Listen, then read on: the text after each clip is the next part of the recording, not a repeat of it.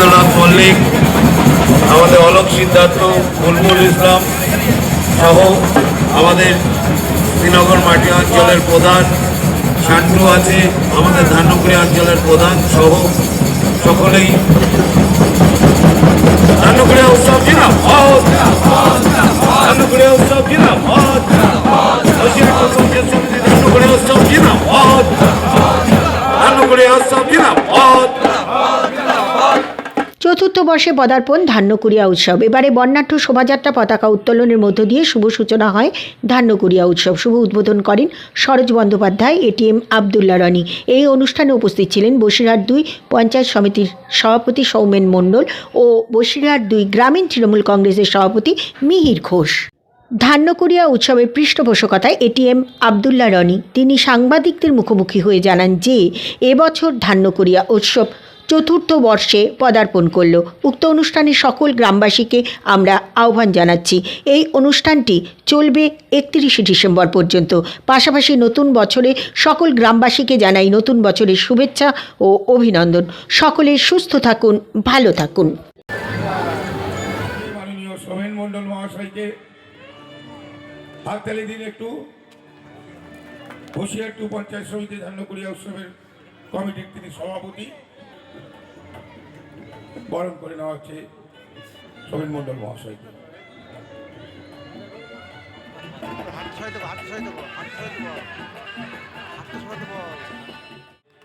ধান্যকুড়িয়া গ্রাম পঞ্চায়েতের প্রধান সহ সকলেই মিলে তাকে বরণ করে সবাই একটু হাততালি দেবেন, জোরে জোরে একটু। আমাদের এটা চতুর্থ বর্ষ, 2022 আমরা শুরু করেছিলাম করোনার পরবর্তীকালে। কোটি কোটি পায়ে আমরা 4 বছরে পা দিলাম। মানুষের প্রচুর সাড়া আছে। আমরা শোভাযাত্রার মাধ্যমে আপনাদের যেখানে দেখতে পেলাম আমরা বিভিন্ন বাংলা সাংস্কৃতিক যে আমাদের যে ধামসা মতন বিভিন্ন রকমের যে পুরুলিয়া আদিবাসীদের ধর্মী মূলত বার্তা দিতে চাইছেন এই অনুষ্ঠানে। দেখুন, আজকে আমাদের বর্ণাঢ্য শোভাযাত্রা বেরিয়েছিল বিকেলে। আমরা ধান্যকুড়িয়া পঞ্চায়েত আমরা প্রদক্ষিণ করলাম। আমাদের বিভিন্ন আইটেম ছিল, যেমন কচিকাঞ্চনের ব্যান্ড ছিল, তেমনই আমাদের ছিল রণপা, তেমনই ছিল মডেল, মানে যাকে আমরা ফিগার বলি, মিঠি বাউল, তেমনই ছিল ধামসা মাদল, আদিবাসী নৃত্য, এবং তার পরবর্তীকালে ঢাক। একসঙ্গে 16টা ঢাক, মহিলা ঢাকি, যারা এই বর্ণাঢ্য শোভাযাত্রার আকর্ষণকে আরও বাড়িয়েছে। একটা মানুষের দারুণ সাড়া ছিল। প্রচুর আমাদের দিদিভাইরা এবং এলাকার সাধারণ মানুষ তারা আমাদের এই বর্ণাঢ্য শোভাযাত্রায় পায়ে পা মিলিয়েছে। আমি তাদেরকেও ধন্যবাদ জানাই।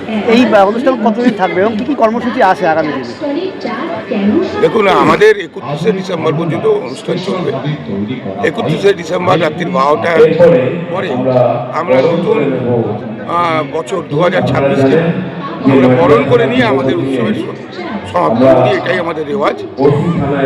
আমরা প্রতিবার 24শে ডিসেম্বর আমরা শুরু করতাম, কিন্তু এবারে আমরা 25শে ডিসেম্বর আমাদের প্রতিদিন অনুষ্ঠান চলছে।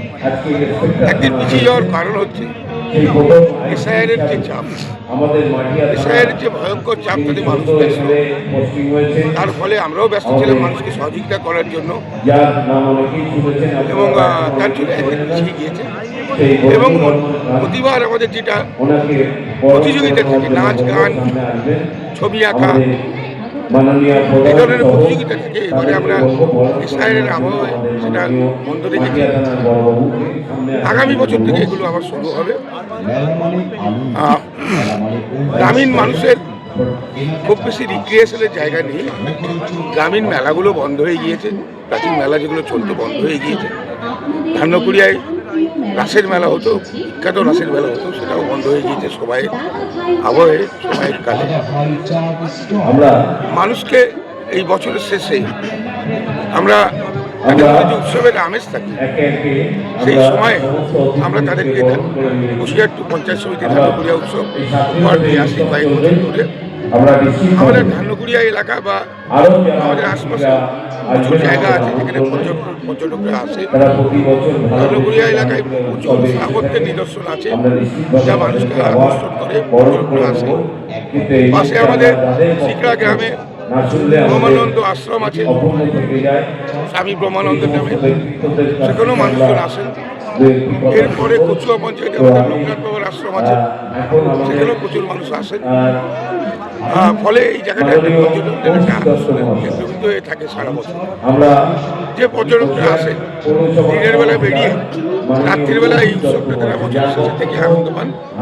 আমরা তাদেরকেও একটা মানে অনুষ্ঠানের মধ্যে দিয়ে আমরা প্রতি বছর অনুষ্ঠানের মধ্যে দিয়ে তাদেরকে আমরা আনন্দ এবং এলাকার মানুষের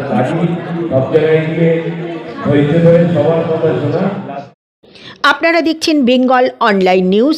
নতুন নতুন খবর পেতে চ্যানেলটিকে লাইক ও ফলো করুন।